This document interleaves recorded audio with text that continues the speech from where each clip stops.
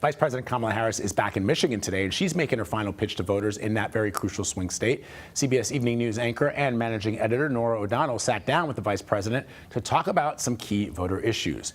And the vice president took a firm stance on abortion rights, Project 2025, and the conflicts in the Middle East. What is your message to Iran?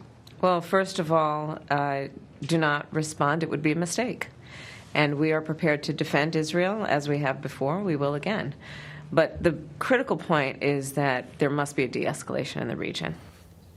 CBS News campaign reporter Nidia Cavazos is following the Harris campaign, and she joins us now from Detroit.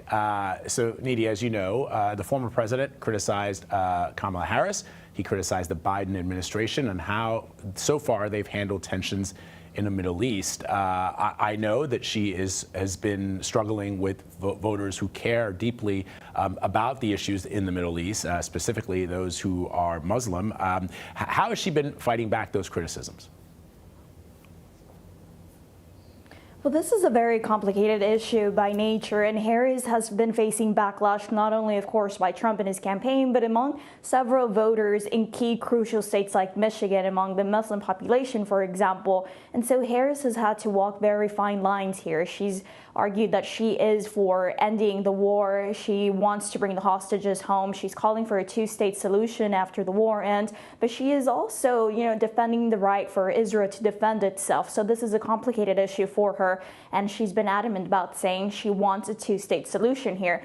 But in fact, protesters never fail to show up to her campaign rallies across different battleground states, and she always lets them, voice their opinion, and she says this is why we fight for a democracy.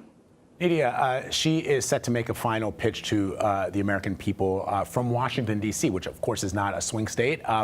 What is the rationale and the reasoning behind making this pitch before Election Day from the seat of our nation's capital? So Harris has made it clear that while Washington, D.C. is not a battleground state, her message here is that she's going to be having the White House as a background. And her message lately on the campaign trail has been that America has two choices. Voters have two choices here and who they want to imagine and picture seeing in the Oval Office when January comes around. She says we can have a president who wants to run as a dictator, given that the people around him have also been raising flags, or they can have her who is working for the American people. So that's her intent behind giving her speech in Washington, D.C., despite the fact that she could very much have chosen any other battleground state. That's going to be clear and critical for her victory. All right, Nidia Cavazos, thank you very much. Appreciate it. Of course, you can watch Election Night with the CBS News team live from our election headquarters in New York City. And with our team spread out across the country, join us for real-time results, analysis, and exclusive polling. Coverage starts at 4 p.m. Eastern on CBS News 24/7 and 7 p.m. Eastern on CBS.